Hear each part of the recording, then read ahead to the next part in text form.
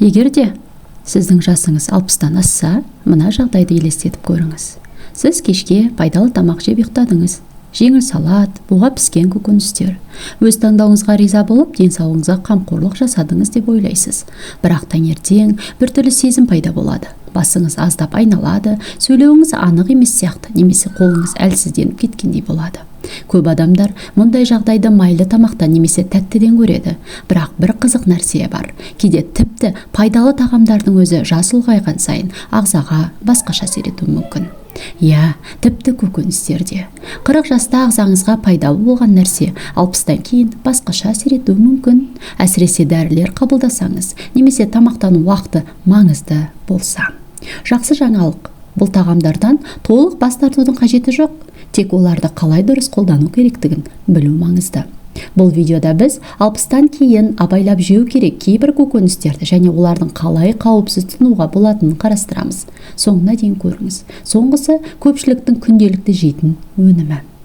Ең алдымен шпинат. Шпинат өте пайдалы тағам ретінде белгілі, оның құрамында темір, магний және антиоксиданттар бар. Бірақ жас ұлғайған сайын ағза кейбір заттарды басқаша өңдейді. Шпинатта кальциймен байланысты оксалаттар болады. Бұл шпинат зиян деген сөз емес, тек мөлшері мен уақыты маңызды. Кеңес: шпинатты күннің бірінші жартысында жеңіл және кальций қоспаларымен бірге жиі қолданыңыз. Брокколи пайдалы, бірақ құрамында қан ұюына әсер ететін К дәрумені бар. Егер белгілі бір дәрілер қабылдасаңыз, оны көп немесе аз қолдану әсерінен өзгеруі мүмкін. Кеңес: рационыңызда тұрақты мөлшерде ұстаңыз. Жапырақты салат, рамен.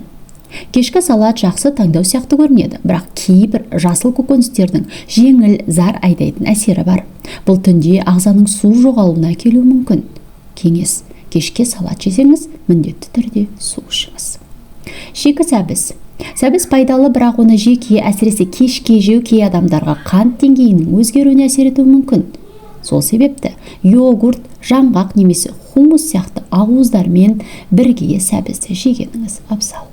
Сарымсақ жүрекке пайдалы, бірақ қан айналымына да әсер етеді. Кейбір дәрілермен бірге оның әсері күшеюі мүмкін. Сол себепті орташа мөлшерде тұтыныңыз және қоспаларын дәрігерсіз қабылдамаңыз. Пияз пайдалы заттарға бай, бірақ көп мөлшерде қысымға әсер етуі мүмкін. Оны негізгі тағам емес, қосымша мәнде көкөністер ретінде пайдаланғаныңыз дұрыс. Жүгері көкөніс сияқты көрінеді, бірақ шын мәнінде көмірсуға жақын.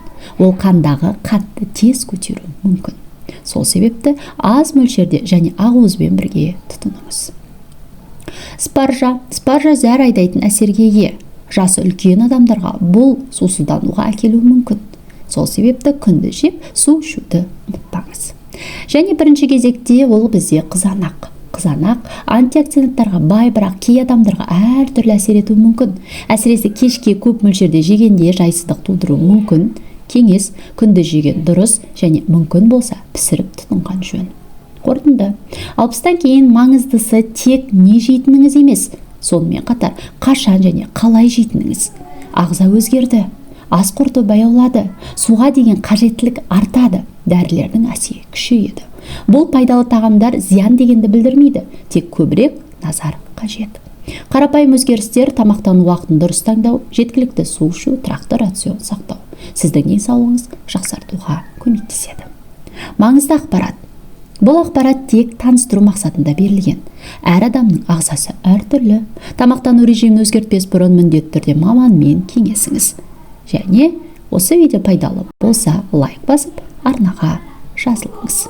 Жеке көкөністердің қайсы сізге қатты ұнады немесе таң қалдырды, жазып кетіңіз. Келесі кездескенше сау болу.